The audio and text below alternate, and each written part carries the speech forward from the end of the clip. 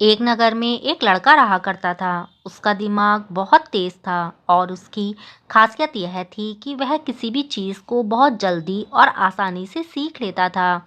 जहाँ अन्य लोगों को किसी काम को सीखने में महीने या वर्ष लगते थे, वहीं पर इस लड़के को उसी काम को सीखने में कुछ दिन लगते थे। उसकी ख्याति दूर दूर तक फैली हुई थी और कहा जाता था कि उस व्यक्ति के जितना कोई बुद्धिमान नहीं है, परंतु वह व्यक्ति जानता था कि वह भीतर से क्या है। हर व्यक्ति जानता है कि वह भीतर से क्या है, चाहे वह बाहर से कुछ भी दिखाए।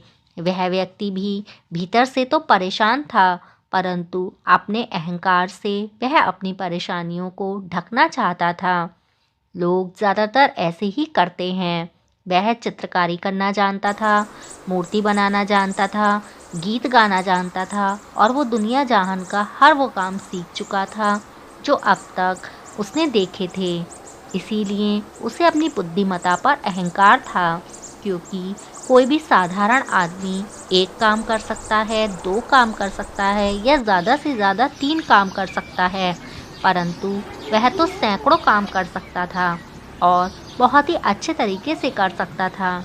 इसीलिए उसे अपनी बुद्धिमत्ता पर अहंकार था।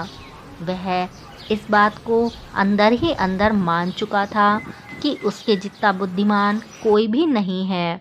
फिर एक दिन उसका सामना गौतम बुद्ध से हुआ। उसे पहली बार एक ऐसा व्यक्ति दिखाई दिया जिससे उसे ईर्ष्या हुई। अब तक उसने ऐसे लोग देखे थे जो उससे ईर्ष्या करते थे, और जहाँ ईर्ष्या होती है वहाँ तुलना का होना निश्चित है। उस व्यक्ति ने अपनी तुलना गौतम बुद्ध के साथ करनी शुरू कर दी।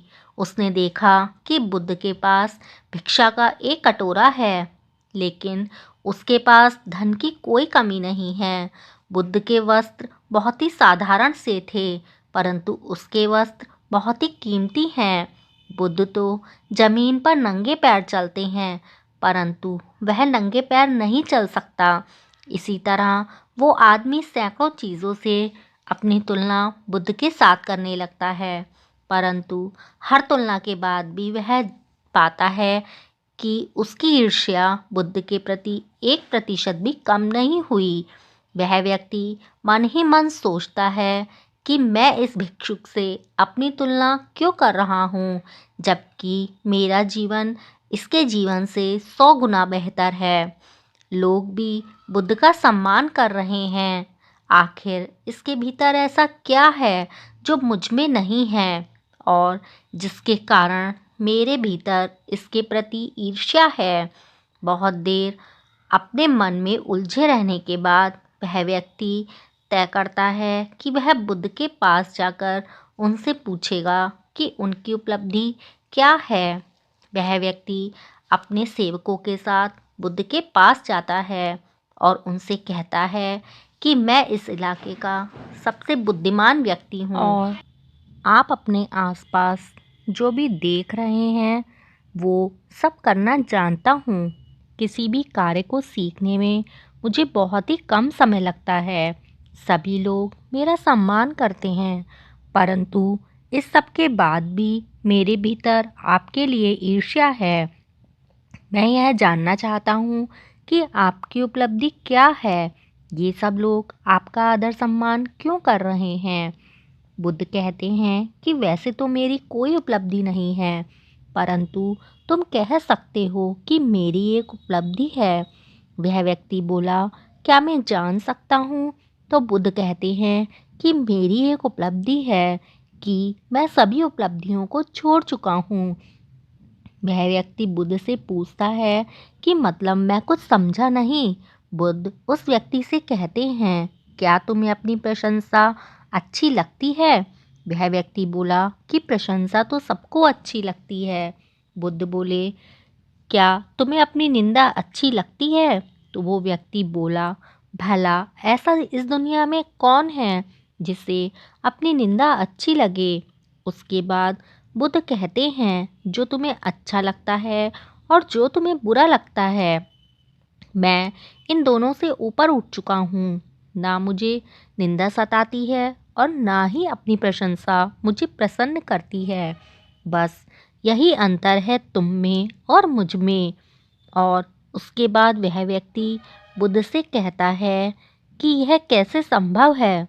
बुद्ध मुस्कुराए और बोले, तुमने सैकड़ों काम सीखे, लेकिन एक सबसे ज़रूरी काम को सीखना तुम भूल गए। वह व्यक्ति बोला, कौन सा काम बुद्ध?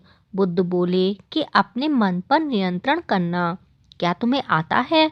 बुद्ध की बात सुनकर वह व्यक्ति समझ जाता है कि ईर्ष्या का यही कारण था। उसके बाद बुद्ध कहते हैं कि जिस व्यक्ति ने सारा जगत जीत लिया लेकिन अपने मन को नहीं जीता, उसने कुछ भी नहीं जीता। और जिसने अपने मन को जीता परंतु अपना सब कुछ गंवा दिया, फिर भी उसने सब कुछ जीत लिया। क्योंकि वास्तव में बुद्धिमान व्यक्ति वही है जो अपने मन का शासक है, वो नहीं जो अपने मन का गुलाम है। गौतम बुद्ध के इन शब्दों को सुन उस व्यक्ति का अहंकार टूट जाता है और वह व्यक्ति बुद्ध से कहता है कि आप क्या मुझे अपने मन को जीतना सिखा सकते हैं? बुद्ध बोले, अवश्य सिखाएंगे, परंतु मैं तुम्हारी सभी उपलब्धियां छीन लूँगा। फिर उसके बाद वह व्यक्ति बोला, हाँ बुद्ध, मैं तैयार हूँ।